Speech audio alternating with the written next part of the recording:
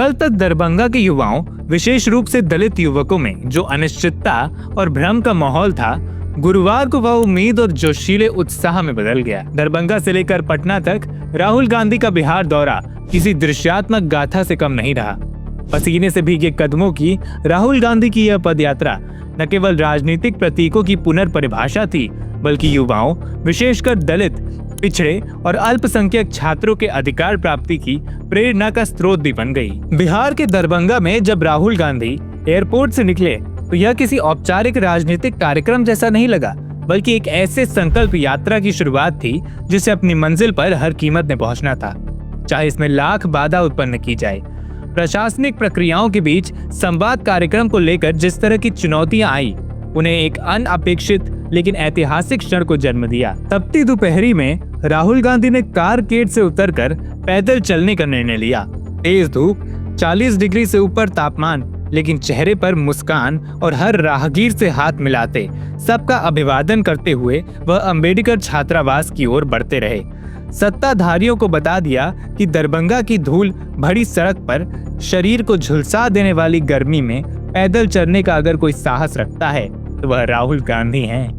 यह दृश्य केवल उनके समर्थकों को नहीं, बल्कि हर उस व्यक्ति को प्रभावित कर रहा था जो लोकतंत्र में नेतृत्व को केवल शब्दों में नहीं बल्कि कर्मों से परखता है। यह पदयात्रा योजनाबद्ध नहीं थी, पर परिस्थितियों ने इसे जन्म दिया। उनके पसीने से भीगे कपड़े, हाथ हिलाते हुए मुस्कुराते चेहरे और आम जनता से सीधा संवाद, यह सब मिलकर एक ऐसा क्षण रच रहे थे जिसे बिहार की राजनीति लंबे समय तक याद रखेगी। दरभंगा की गलियां, जो पारंपरिक रूप से भाजपा का गढ़ मानी जाती हैं, आज इनमें भी कई दरवाजों के बाहर मुस्कुराते चेहरे थे। हर कोई राहुल की एक झलक पाने के लिए बेताब था। इंदिरा गांधी के पोते को पैदल चलते अपने कैमरे में कैद करना चाहता था। वह कोई आम नेता नहीं लग रहे थे, बल्कि जैसे कोई पुराना अपना लौट आया हो। यह वह क्षण था जब हर छात्र, हर आमजन सोच रहा था, क्या वाकई यह बदलाव की आहट है। दरभंगा में पढ़ी लिखी दलित राजनीति का केंद्र अंबेडकर छात्रावास में राहुल गांधी ने कुछ ही मिनटों की बातचीत में वह प्रभाव डाला जो कभी कभी घंटों के भाषण नहीं कर पाते। उन्होंने जोर दिया कि आज की सरकारें जिस तरह से केवल गिने चुने पूंजीपतियों की सेवा में लगी है, उसका खामियाजा 90% आबादी, दलित, पिछड़े आदिवासी और अल्पसंख्यक युवा भुगत रहे हैं। और जो 90% हिंदुस्तान की गरीब आबादी है, अति पिछड़ा, दलित, आदिवासी, माइनॉरिटीज, ये इन सब के खिलाफ है। ये अदानी अंबानी की सरकार है, ये आपकी सरकार नहीं है। यह विचारधारा अब सिर्फ विरोध नहीं, एक वैकल्पिक दृष्टिकोण के रूप में उभर रही थी। उनके हर वाक्य पर तालियां गूंज रही थी और इस ऊर्जा को सोशल मीडिया से लेकर टीवी स्क्रीन तक हर जगह महसूस किया जा रहा था। पटना में राहुल गांधी का कार्यक्रम एक अलग स्वरूप लिए हुए था। सिटी सेंटर मॉल के सिनेमा हॉल में, जहां उन्हें सामाजिक कार्यकर्ताओं और आम दर्शकों के साथ बैठकर फिल्म फुले देखी। यह क्षण फिर से एक बड़े सामाजिक संवाद का हिस्सा बन गया।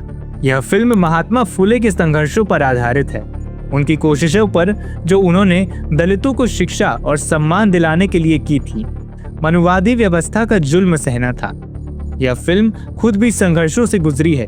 सेंसर बोर्ड की कटौतियां, प्रमोशन का अभाव, लेकिन कांग्रेस और राहुल गांधी ने इसे समर्थन देकर जैसे एक संदेश दे दिया कि हर छोटा मुद्दा भी तब बड़ा बन जाता है जब उसमें न्याय, संघर्ष और आत्मसम्मान की भावना जुड़ जाए। गुरुवार को भी यही हुआ। वाकई राहुल गांधी ने मिथिला से पाटलिपुत्र तक की दलित राजनीति को नया आयाम दिया, जिसकी अंगड़ाई अब देखी जाएगी।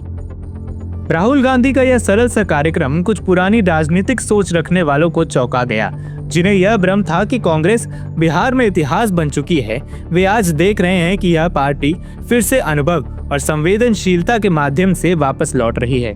एक राजनीतिक दल जो हाल के वर्षों में बिहार की जमीन से लगभग लुप्त हो गया था, आज अचानक हर चाय की दुकान, हर गली और हर छात्रावास में चर्चा का विषय बन गया है।